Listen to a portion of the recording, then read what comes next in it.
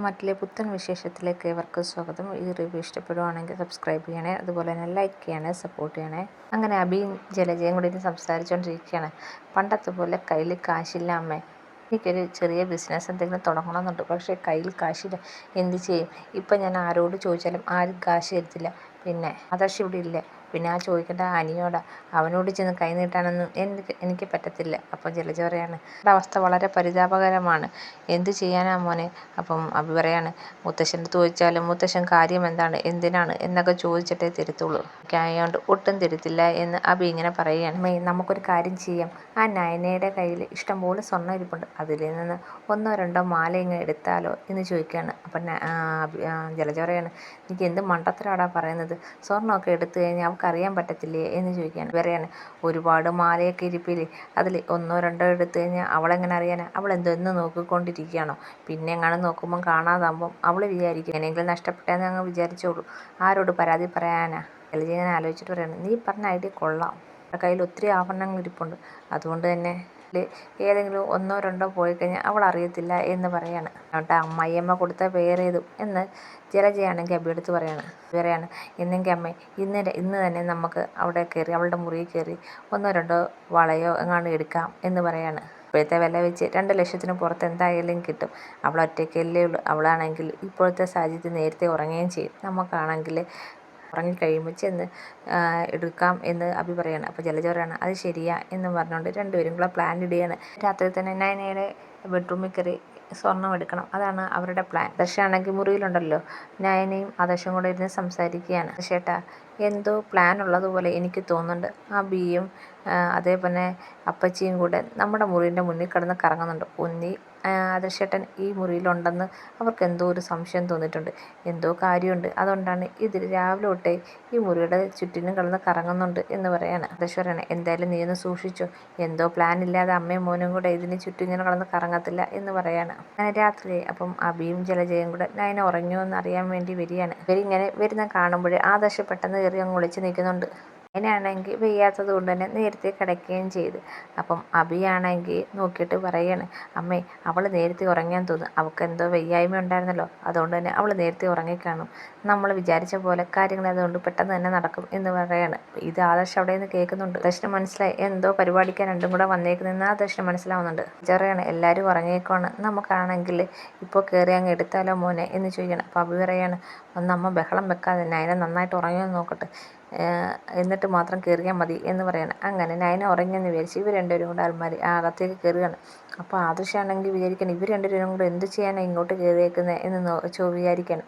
അപ്പോൾ നോക്കുമ്പം അൽമാര തുറന്ന് നേരെ സ്വർണം വെച്ചേറ്റിരിക്കുന്ന ബോക്സ് എടുക്കുകയാണ്. അപ്പോഴത്തേക്ക് ആദർശിന് കാര്യം മനസ്സിലായി. ആദർശ് എന്ത് ചെയ്തു, ഫോൺ എടുത്ത് വീഡിയോ എടുക്കാൻ തുടങ്ങി. ഇവിടാണെങ്കിൽ അബിയാണെങ്കിൽ അതിൽ നിന്ന് സ്വർണം എടുക്കുന്നുണ്ട്. അപ്പോൾ എന്നിട്ട് പറയാണ്, ഇത് മതിയമ്മേ, അല്ലെങ്കിൽ അവൾക്ക് സംശയം തോന്നും എന്ന് പറയാണ്.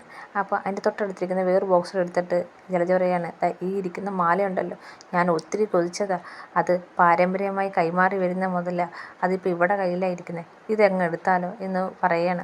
അത് വേണ്ട അമ്മേ, ഇതൊക്കെ എടുത്തു കഴിഞ്ഞാൽ അതൊക്കെ വലിയ സംശയം തോന്നും, ഇതെടുക്കുന്ന പോലല്ല, ആ വലിയ മാല കാണാതാകുമ്പോൾ അവൾ അന്വേഷിക്കും എന്ന് പറയാണ്. പിന്നെ എന്തന്വേഷിക്കാനാണ്, വല്ല കള്ളന്മാരും കയറിയെന്നങ്ങ് അവൾ വിചാരിച്ചോളും, എന്തായാലും കയറിയതല്ലേടാ, ഇത് ഞാൻ എടുക്കട്ടെ എന്ന് ചോദിക്കുകയാണ്.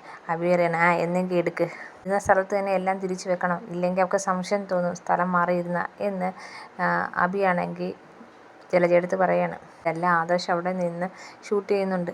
ജലജ പറയാണ്, വാ പെട്ടെന്ന് തന്നെ പോകാം, കൂടുതൽ നേരം ഇവിടെ നിൽക്കണ്ട എന്ന് പറഞ്ഞ് അബിയെ വിളിച്ചുകൊണ്ട് രണ്ടുപേരും കൂടെ അങ്ങ് പോവുകയാണ്. അപ്പം ആദർശ് ഇതെല്ലാം ഷൂട്ട് ചെയ്തിട്ടുണ്ടല്ലോ, ഒരു പോയി കഴിയുമ്പോൾ ആദർശ് വിചാരിക്കുകയാണ്, കൊള്ളാലോ അമ്മയും മോനും ഇല്ലാത്ത സമയം നോക്കി മുറി കയറി അവൾ നയനയുടെ സ്വർണ്ണം എടുത്തുകൊണ്ട് പോയേക്കുന്നു, വീട്ടിൽ തന്നെ കള്ളന്മാരാണല്ലോ എന്ന് പറയാണ്. ഇവർ ഇത്ര വലിയ ചതിയന്മാരാണെന്ന് കരുതിയില്ല എന്ന് ആദർശ് വിചാരിക്കുകയാണ്.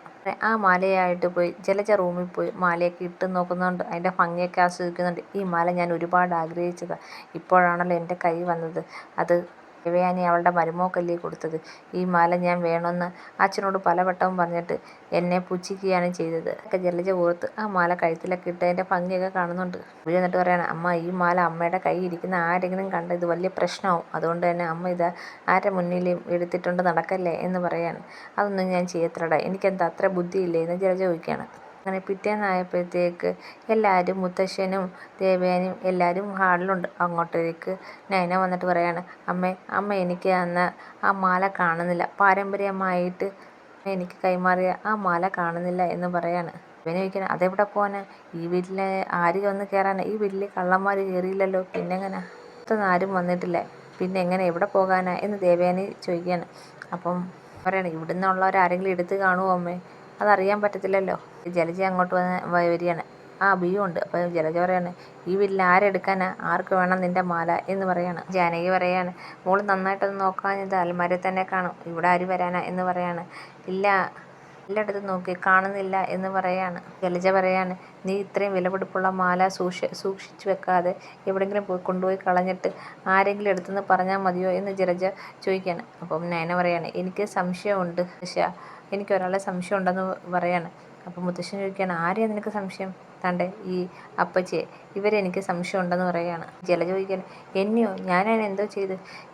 നിങ്ങളാ എൻ്റെ മാല എടുത്തത്. ഇവർ പറയാണ്, ആവശ്യമില്ലാതെ പറയാതെ നയനേട്ടത്തി, എന്താടാ ഞാൻ പറഞ്ഞ, എനിക്ക് ഇവരെ സംശയമുണ്ട്, ഇവർ തന്നെയാണ് മാല എടുത്തതെന്ന് എനിക്ക് ഉറപ്പാ എന്ന് പറയാണ്. അപ്പം ജലജ ചോദിക്കുകയാണ്, എന്താ നീ ഇത്ര ഉറപ്പ് പറയാൻ, നിൻ്റെ കൈ വല്ല തെളിവുണ്ടോ എന്ന് ചോദിക്കുകയാണ്. അപ്പം മോളിൽ നിന്ന് ആദർശ് വന്നിട്ട് പറയാണ്, ഉണ്ട്, തെളിവുണ്ട് എന്ന് പറയാണ്. അങ്ങോട്ടത്തേക്ക് നോക്കുമ്പോഴത്തേക്ക് ജലജയെ അഭി ഞെട്ടിപ്പോവുകയാണ്. കാരണം ആദർശ്, ഇവർ വിചാരിച്ചേക്കുന്ന ആദർശ് ഇപ്പോഴും ജയിലിലാണ്, അവിടെ കിടക്കുവാണെന്നുള്ളൊരു പ്രതീക്ഷയിലിരിക്കുകയാണ്. അഭി പറയാണ്, ആദർശ് എപ്പം വന്ന്?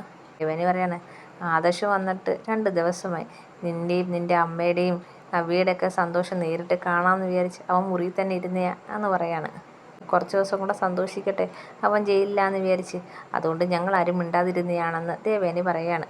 ജലജ ആദർശിനടുത്ത് ചോദിക്കുകയാണ്, ഞാനാ മാല എടുത്തതിന് എന്താടാ തെളിവുള്ളത്? നിൻ്റെ കയ്യിൽ എന്ത് തെളിവാണ് ഉള്ളതെന്ന് ചോദിക്കുകയാണ്.